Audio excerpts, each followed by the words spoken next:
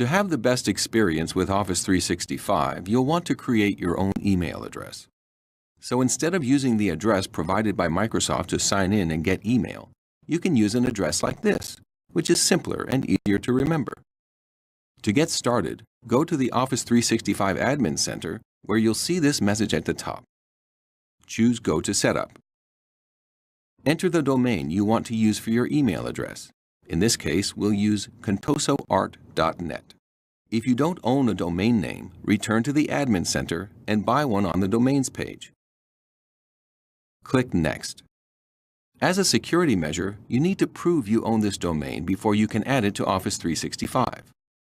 Because this domain is registered at GoDaddy, we'll choose Sign in to GoDaddy, then Verify. Enter your GoDaddy username and password and choose Secure Login.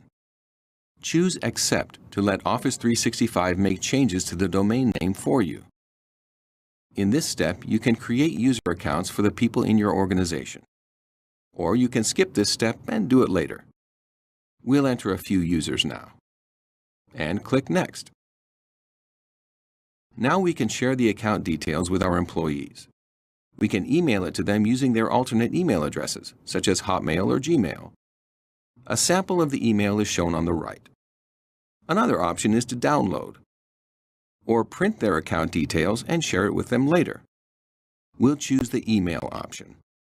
Click Send Email and the status column is updated. Choose Next. In this step, you can install the Office apps like Word, Excel, and PowerPoint on your computer. Or you can skip this step and install the apps later. In the next step, you can migrate email messages from another IMAP email service like Hotmail. We'll skip this for now by choosing Don't Migrate Email Messages. Next, Office 365 updates your domain so that your user's email starts working with Office 365. Choose Add Records for Me, then Next. Leave feedback if you wish, and then go to the Office 365 Admin Center.